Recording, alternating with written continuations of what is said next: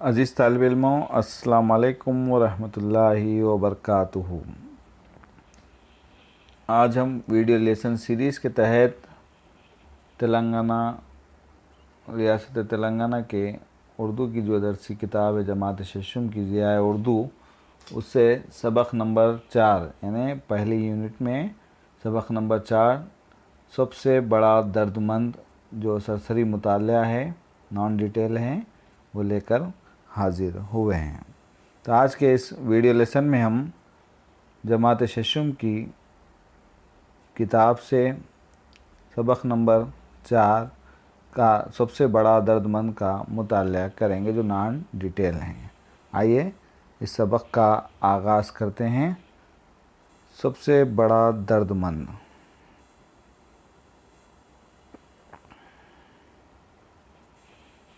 دیکھیں، سب سے بڑا درد مند۔ ایک تھا بادشاہ، بہت نیک اور انصاف پسند۔ ساری رعایا اس سے بہت خوش تھی اور اسے بے حد چاہتی تھی۔ بادشاہ بھی رعایا کا بڑا خیال رکھتا تھا۔ اس کی حکومت میں کوئی دکھی نہ تھا۔ بچوں، رعایا کا یہاں پر مطلب ہے عوام لوگ، اور دکھی کا مطلب ہے غمگین۔ دوسرا پیراگراف دیکھیں۔ ایک مرتبہ بادشاہ بہت بیمار ہوا، اتنا بیمار کہ جینے کی کوئی آس نہ رہی۔ دوا نے کچھ کام نہ کیا۔ آخر نا امید ہو کر سب نے دعا کا سہارا لیا۔ تمام عبادت گاہوں میں بادشاہ کی صحت یابی کے لیے دعائیں مانگی گئی۔ قیدیوں کو رہا کر دیا گیا۔ ان گنت یعنی لاتعداد غلاموں کو آزادی ملی۔ غریبوں، محتاجوں اور بیواؤں میں کھانے اور کپڑے تقسیم کیے گئے۔ بادشاہ کی طبیعت آہستہ آہستہ سدھرنے لگی اور چند دنوں کے بعد وہ اچھا ہو گیا۔ سارے شہر میں چراغاں کیا گیا، یعنی کہ روشنی کی گئی اور خوب خوشیاں منائی گئی۔ تیسرا پیراگراف دیکھیں کہ بادشاہ کو بیماری سے شفا تو مل گئی۔ شفا کا مطلب ہے صحت یابی، لیکن بادشاہ کا دل دنیا سے اچاٹ ہو گیا۔ وہ سوچنے لگا کہ اس کی زندگی کا کوئی بھروسہ نہیں۔ عمر کے باقی دن خدا کی عبادت اور اس کی یاد میں گزاروں، یہ سوچ کر ایک دن اس نے چاروں شہزادوں کو بلایا اور ان سے کہا، اب میں اپنی زندگی کے باقی دن خدا کی یاد میں گزارنا چاہتا ہوں۔ آگے دیکھیں۔ میری سمجھ میں نہیں آتا کہ تم میں سے کس کو اپنا جانشین اور تخت کا وارث بناؤں، یعنی جانشین یعنی نائب، کیونکہ تم چاروں مجھے یکساں طور پر پیارے ہو۔ تم سب میری آنکھوں کے تارے ہو، بہت نیک اور لائق ہو۔ اس لیے میں نے ایک ترکیب سوچی ہے۔ تم چاروں بھائیوں میں سے جو بھی سب سے بڑے درد مند انسان کو ڈھونڈ کر میرے سامنے لائے گا، یہ تخت اور تاج اسی کو دے دوں گا۔ اس کام کے لیے میں تمہیں 1 سال کا وقت دیتا ہوں۔ بادشاہ کی بات سننے کے بعد شہزادوں نے سفر کی تیاری شروع کر دی اور اگلے دن چاروں شہزادے چاروں سمت میں سفر پر روانہ ہوئے۔ پہلا شہزادہ جنوب کی طرف گیا تھا، 3 ماہ بعد لوٹ آیا۔ اس کے ساتھ ایک سوداگر تھا۔ شہزادے نے سوداگر کو بادشاہ کی خدمت میں پیش کرتے ہوئے کہا کہ ابا حضور، یہ شخص ایک بڑا سوداگر ہے۔ اس نے خدا کی راہ میں اپنی ساری دولت خرچ کر دی ہے۔ اس نے نمازیوں کے لیے جا بجا مسجدیں تعمیر کروائیں اور مسافروں کے لیے ان گنت سرائے بنوائے۔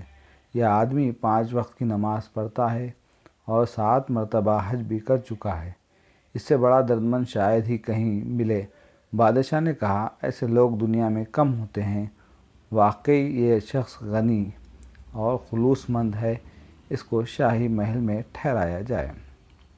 آگے دیکھیں۔ دوسرا شہزادہ شمال کی سمت گیا، وہ 6 ماہ بعد لوٹ آیا۔ اس کے ساتھ ایک سنجیدہ باوقار آدمی تھا جس کے چہرے پر علم کا نور چمک رہا تھا۔ دوسرے شہزادے نے اس آدمی کو بادشاہ کے حضور پیش کرتے ہوئے کہا، ابا حضور، یہ شخص بہت بڑا عالم ہے۔ اس نے بے شمار کتابیں پڑھی ہے، مذہب کی ساری باریکیوں کا گہرائی سے مطالعہ کیا ہے۔ اس میں سر سے پیر تک خوبیاں ہی خوبیاں ہیں۔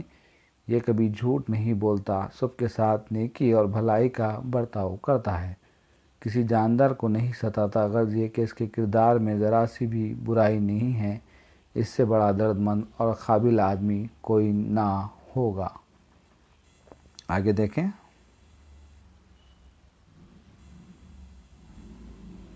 بادشاہ نے کہا، یہ بہت خوبیوں کا مالک ہے، اس کے کردار میں کوئی خرابی نہیں، اس کے علم میں بھی کسی کو کلام نہیں، بے شک یہ نیک اور عاقل آدمی ہے، اسے عزت کے ساتھ شاہی محل میں ٹھہرایا جائے۔ تیسرا شہزادہ مغرب کی سمت سے لوٹ آیا، اس کے ساتھ ایک فقیر تھا۔ شہزادے نے بادشاہ کے سامنے پیش کرتے ہوئے کہا، ابا حضور، یہ بزرگ ایک خدا رسیدہ فقیر ہے۔ سنا ہے کہ کسی زمانے میں ایک ملک کے بادشاہ تھے، لیکن خدا کی راہ میں تخت و تاج، ملک و مال چھوڑ کر فقر و فاقہ کی زندگی اختیار کر لی۔ روکھی سوکھی جو بھی ملی کھا لیتے ہیں، رات دن عبادت کرتے رہتے ہیں، یا اپنی زندگی کا ایک ایک لمحہ خدا کی یاد میں صرف کرتے ہیں۔ عبادت و قناعت میں کوئی ان کی برابری نہیں کر سکتا۔ میری نظر میں سب سے بڑے دردمند انسان یہی ہے۔ بادشاہ نے ان کی بھی تعریف کی اور عزت و احترام سے محل میں ٹھہرایا۔ 1 سال ہونے میں ابھی 1 ہفتہ باقی تھا۔ ہفتے کے آخری دن مشرق کی سمت سے چوتھا شہزادہ لوٹ آیا۔ اس کے ساتھ ایک دبلا پتلا بھکاری نما آدمی تھا، جس کے کپڑے پرانے اور میلے تھے اور ان میں جگہ جگہ پیوند لگے تھے۔ سر پر ٹوپی تھی اور نہ پیر میں جوتی۔ ڈری ڈری آنکھوں سے ادھر ادھر دیکھ رہا تھا۔ تینوں شہزادے اسے دیکھ کر ہنسنے لگے۔ آگے دیکھیں۔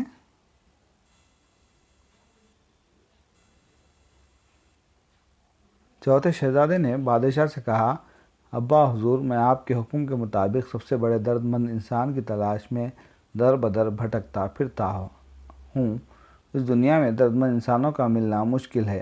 سب سے بڑے درد مند انسان کی تلاش میں تو اور بھی مشکل ہے۔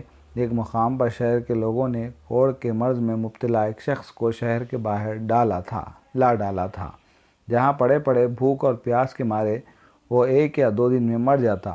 اتفاق سے اس آدمی کا ادھر سے گزر ہوا۔ کوڑی کو اس حال میں پا کر اسے اٹھایا، دلاسا دیا، اس کے زخموں کو صاف کر کے پٹھیاں باندھی، شہر جا کر کوڑی کے لیے دوا اور کھانے کا انتظام کیا۔ اس کے پاس جو کچھ روپیہ پیسہ تھا، اس کی بیماری اور علاج و معالجے میں ختم ہو گیا۔ مجبوراً بیچارہ محنت مزدوری کرنے لگا اور انہی پیسوں سے کوڑی کے لیے کھانا اور دوائیں خرید لاتا۔ روزانہ کوڑی کو کھانا کھلاتا، اس کے زخم صاف کرتا، مرہم لگاتا۔ زندگی اور موت تو خدا کے ہاتھ میں ہیں۔ اس کی بے لوث خدمت، ہمدردی اور کوششوں سے کوڑی کو ایک نئی زندگی ملی۔ یہ شخص بے حد غریب اور نادار ہے۔ درد مند لفظ کے معنی بھی نہیں جانتا، لیکن اس کے دل میں درد مندی کا جذبہ موجود ہے۔ بادشاہ سن کر بہت خوش ہوا اور بولا، شاباش میرے بچے، تم سب سے بڑے درد مند انسان کو ڈھونڈ کر لانے میں کامیاب ہوئے۔ آج سے تخت و تاج تمہارا ہے۔ تو پیارے بچوں، اس کہانی میں بتایا گیا کہ ایک بادشاہ ہے جو بہت ہی ہمدرد رحم دل ہے، اپنی رعایا کا چہیتا بادشاہ ہے۔ رعایا اس کو پسند کرتی ہے۔ اس کے 4 بیٹے ہیں۔ وہ اتفاق سے بیمار ہو جاتا ہے اور اس دنیا سے اس کا دل اچاٹ ہو جاتا ہے۔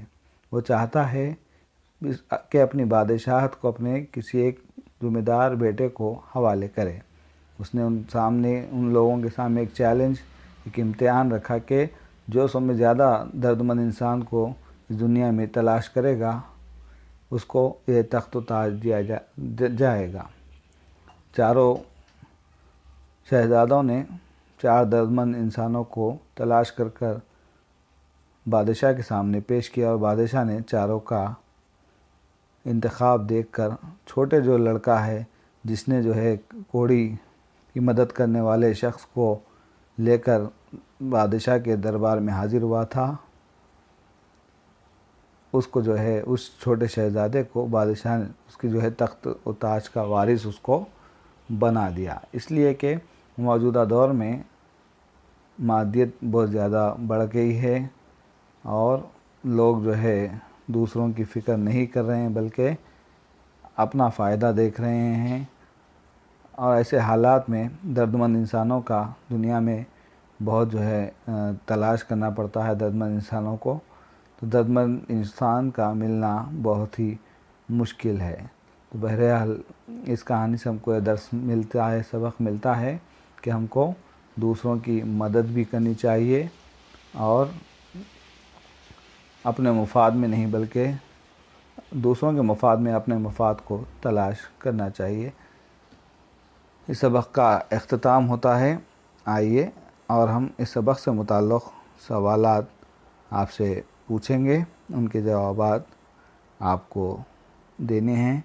آپ ان سوالات کے جوابات کو لکھیے نوٹ بک میں، یا پھر واٹس ایپ کے وائس ریکارڈ میں ٹائپ کر وائس ریکارڈ میں ریکارڈ کر اپنے اردو ٹیچر کو روانہ فرمائیں۔ سوال نمبر 1 ہے، بادشاہ کی صحت یابی کے لیے کیا کیا اقدامات کیے گئے؟ سوال نمبر 2 ہے، بادشاہ کو شفا ملنے پر عمر کے باقی دن وہ کیسے گزارنا چاہتا تھا؟ سوال نمبر 3 ہے، بادشاہ نے اپنے لڑکوں میں سے ایک لڑکے کو شہزادہ بنانے کے لیے کیا شرائط رکھی؟ سوال نمبر 4 ہے، بادشاہ نے چوتھے لڑکے کو ہی اپنا تخت و تاج کیوں سونپ دیا؟ امید کہ آپ لوگ یہ 4 سوالات کے جوابات فوری طور پر لکھیں گے اور اس کو وائس ریکارڈ میں واٹس ایپ کے ریکارڈ کر اپنے ٹیچر کو روانہ فرمائیں گے۔ امید کہ آپ کو یہ ویڈیو لیسن پسند آیا ہوگا۔ انشاءاللہ اور مزید دیگر نصابی موضوعات پر ہم ویڈیو لیسن لے کر حاضر ہوں گے۔ تب تک کے لیے اجازت دیجیے۔ شکریہ، جزاک اللہ خیر۔